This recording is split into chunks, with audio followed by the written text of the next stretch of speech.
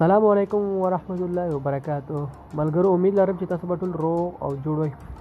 ملګرو په نننۍ ویډیو کې به زه تاسو ته وښیم چې پروناون څه ته وایي. تاسو به د پروناون قسمونه کتلي وي، لیدلي وي، خو په نننۍ ویډیو کې چې کم میتھډ، کومه طریقه، کم پروسس ما تاسو ته راوړی دی، نو امید لرم په دغه طریقه، په دې میتھډ تاسو که چیرې زده کړو، تاسو د پروناون په دې طریقه وپېژندلو، نو تاسو نه به هېڅکله هم نه تېرېږي. او د پروناون یو څو قسمونه دي، هغه هم تاسو ته ما راوړي دي.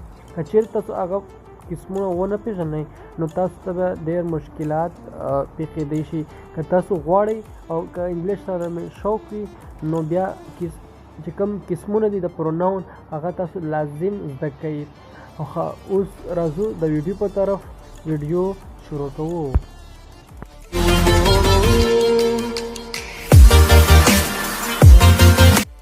ښه ملګرو، تاسو کتلی شئ پاس پروناون. The pronoun is a word which is used instead of a noun. Pronoun یو الفاظ دی کوم چې د noun پر ځای استعمالیږي. Pronoun یو الفاظ دی کوم چې د noun پر ځای استعمالیږي. Example: Ali is a boy. Ali یو هلک دی. دلته چې Ali چې کوم دی دا noun دی، صحیح شو. He is a boy، هغه یو هلک دی. دلته اوس Ali په ځای he ولګېدو، د زیړ he ولګېدو، نو he موږ سره پروناون دی. نو دغه قسم الفاظو ته پروناون ویل کېږي. پروناون کې he she it I you we دا ټول راځي، نو دا ټول پروناون دي. Ali موږ سره ناون دی. نو دلته تاسو ته وایي چې پروناون د ناون پر ځای استعمالیږي. دلته تاسو وګورئ د Ali په ځای باندې he ولګېدو، پروناون ولګېدو. ډېر اسانه، خو دې کې چې کوم قسمونه دي هغه پېژندل ډېر زیات لازم دي. صحیح شو. لاندې ما لیکنه ورکړې ده. اوس په دغه دواړو جملو کې واضح پته ولګېده چې ناون خو Ali دی او د هغې په ځای he ولګېدو. نوټ: he پروناون دی.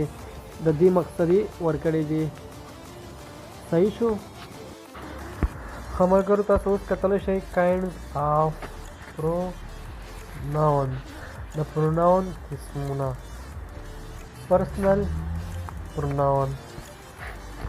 پرسنل پروناون هغه ته ویل کېږي چې ذاتي پروناون وي. ټیک شو. لکه ذاتي داسې چې ځان لپاره استعمالیږي. اوس تاسو وګورئ I, my, mine, me, we, our, ours, us. دا ټول ذاتي پروناون دي، دا ټول ځان لپاره استعمالیږي. صحیح شو. او دا بل تاسو وګورئ دا په پرسن پروناون کې نور قسمونه راغلي دي. فرست پرسن کې چې کوم دی I, my, me، I, my, mine, me او us. صحیح شو. او په سیکنډ پرسن کې yours. دا بل کس ته اشاره کوي، تاسو چې کوم مخامخ وي، لکه you are boy، ته هلک کې داسې لکه دا ته مخامخ وي. صحیح شو. دې ته سیکنډ پرسن ویل کېږي. ټیک شو. راځو تھرډ پرسن. په تھرډ پرسن کې تاسو کتلی شئ he, has, him, she, her, hers, her, it, its, it، they, their, theirs، them. صحیح شو. دا په تھرډ پرسن کې راځي. ګورئ تاسو ته ما مخکې یو خبره کړې وه، اوس هم کوم درته. انګلیش چې کوم دی هر ګروپ ته خپله نامه ورکړل شوي ده. اوس دا پرسنل پروناون دی. ټیک شو. کاینډ اف پروناون کې پرسنل پروناون دی، خو دې ته فرست پرسن ویل کېږي. پرسنل پروناون یو نامه ورکړل شوي ده. صحیح شو. دا په بل ګروپ کې اچول شوي دي، نو دې ته په فرست پرسن کې بیا سیکنډ پرسن راځي، تھرډ پرسن راځي. ټیک شو. دا په پرسنل پروناون کې د 3 راوتل. صحیح دی. نو انګلیش کې هر ګروپ ته خپله نامه ورکړل شوي ده. نو دا قسمونه تاسو ته ما یادول چې دا چیرې که تاسو زده نه کړل، نو تاسو ته به ډېر مشکلات پېښ شي. که رښتیا او په ریل کې انګلیش زده کول غواړئ، نو دغه قسمونه لازم زده کړئ. صحیح شو. فرست پرسن، سیکنډ پرسن، تھرډ پرسن. نو دلته ما اگزامپل ورکړی دی this is your book دا ستاسو کتاب دی. نو دلته یور چې کم دی دا پرسنل پروناون دی لکه پروناون کې پرسنل پروناون دی صحیح شو. نور خو پروناون دی او په پروناون کې پرسنل پروناون دی په پرسنل پروناون کې فرست پرسن دی صحیح شو. داسې که چیرې تاسو انګلیش زده کړو په داسې ټکي باندې نو تاسو بیا کولی شئ په انګلیش باندې خبرې وکړئ ټیک شو. د بل وګورئ دیٹ از مای فرینډ هغه زما ملګری دی. دلته مای وګورئ دا هم موږ سره پروناون دی ټیک شو. دیز آر دیر فرینډز دا هغوی دا د هغوی ملګري دي. په پښتو کې د دې مطلب داسې دی جمع دی صحیح شو. نو دلته دیر چې کم دی دا هم پروناون دی ټیک شو. اوس راځو د بل قسم ته چې هغه وګورو چې هغه کې څه دي. ښه ملګرو تاسو اوس کتلی شئ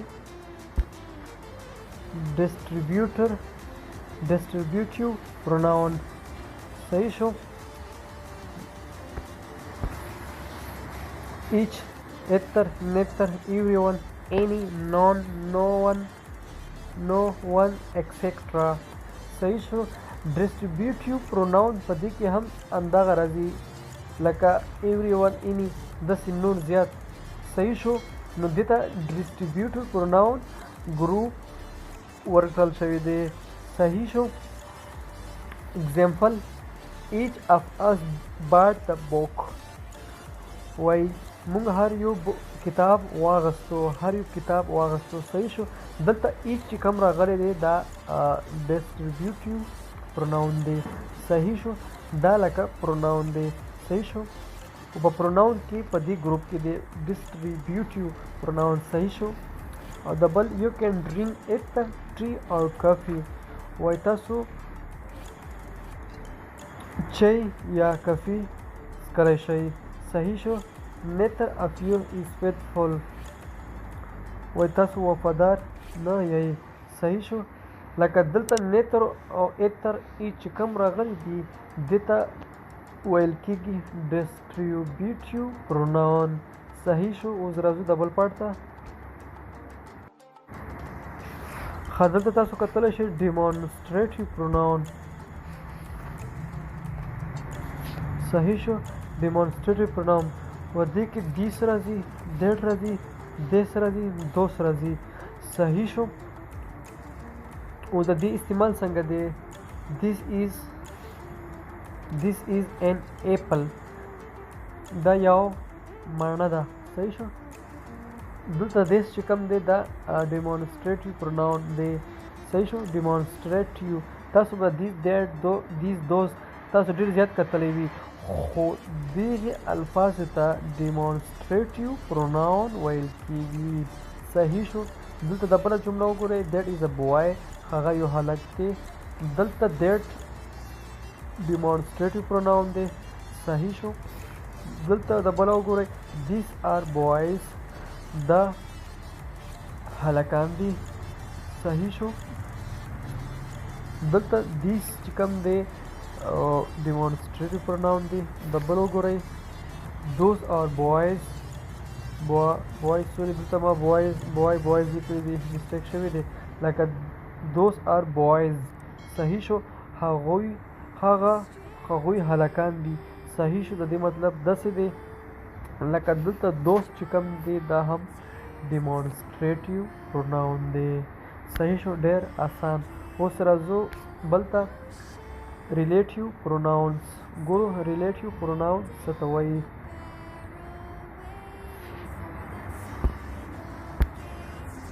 صحیح شو. which, when, why, where, whose, that, who, whom. نو دغه قسم الفاظو ته ریلیټیو پروناون ویل کېږي صحیح شو. لکه دلته ما تاسو ته جمله جوړه کړې ده وګورئ I saw a man who was jumping وای ما یو سړی وکتلو چا چې جمپونه وهل صحیح شو. دلته هو چې کوم دی دا ریلیټیو پروناونز دی صحیح شو. دا په بل ګروپ کې اوس اچول شوي دي. تاسو ته ما وویل چې د انګلیش هر الفاظ چې کوم دی ایز شو آر شو ایم شو وین دین هر یو ته خپل خپل ګروپونه ورکړل شوي دي. که داسې تاسو په ګروپو زده کړئ نو تاسو بیا انګلیش زده کولی شئ. صحیح شو. او راځو د بلې جملې ته. This is the pen which I bought. دا پین دی کوم چې ما واغستو. د دې مطلب دغه دی پښتو کې. صحیح شو. دلته which چې کوم دی دا ریلیټیو پروناون دی. ٹھیک شو. او د بله جمله ما ورکړې ده. This is the cow that he sold yesterday. هغه غوا ده چې هغه پرون خرڅه کړه. د دې مطلب دغه دی. او دلته چې د دیټ چې کوم دی دا هم ریلیټیو پروناون دی. زیډ نشانو چې ما کوم ورکړي دي د دې استعمال هم داسې کېږي. نور هم تاسو ایکسیټرا لکه نور هم تاسو د دې استعمال کولی شئ. لکه دا الفاظ ته ویل کېږي ریلیټیو پروناون. صحیح شو. اوس راځو بل ته. ریفلیکسیو پروناونس. ریفلیکسیو پروناونس څه ته وایي؟ مای سیلف، یور سیلف، himself, herself, itself, ourself, yourself and themselves. صحیح شو. نو تاسو دا وګورئ. بخښنه غواړم. ریفلیکسیو پروناونس. ریفلیکسیو مطلب پښتو کې زه تاسو لاندې پوهوم. لکه زه به دا وایم چې زه په خپله کار کوم، هغه په خپله کار کوي، موږ په خپله کار کوو. دا صرف په خپله دا راوړي. په پښتو کې زه تاسو ښه صحیح پوه کړم. صحیح شو. دلته وګورئ د بوای کیک هیمسیلف. وایي هلک په خپله کیک ووهلو. په خپله کیک ووهلو. هغه فوټبال ته چې کیک ورکوي وایي په خپله کیک ووهلو. او د بل تاسو وګورئ. شي میټ هر سیلف کافي. هغې په خپله کافي جوړه کړه. دلته ټول په خپله ورکوي. دا هیز سیلف، هر سیلف. صحیح شو. دلته زیډ نشانو چې ما کوم ورکړي دي د استعمال هم وګورئ داسې کېږي. او دا داسې قسم هر سیلف ګروپ ته ویل کېږي ریفلیکسیو پروناونس. صحیح شو. او د لاندې تاسو وګورئ. هی ډیډ ورک هر سیلف. صحیح شو. هی ډیډ ورک هر سیلف. هغې په خپله کار وکړو. صحیح شو. د لاندې وګورئ. He bought yourself a new pen. هغې په خپله یو نوی قلم واخیستو. صحیح شو. وګورئ ټول په خپله راولي. صحیح شو. نو دلته یور سیلف، هر سیلف، himself. نو دې قسم الفاظو ته ریفلیکسیو پروناون ویل کېږي. ډېر ایزي. دا د پروناون قسمونه دي. صحیح شو. دا ډېر زیات امپورټنټ دي چې انګلیش زده کول غواړئ نو دا لازم زده کړئ. صحیح شو. اوس راځو بل ته. انډیفینټ پروناون. انډیفینټ پروناون څه ته ویل کېږي؟ تاسو وګورئ. آل، another, any, anybody, anyone, anything, each, everybody, everyone, everything, few, many, nobody, none, one, several, some, somebody, someone, nothing.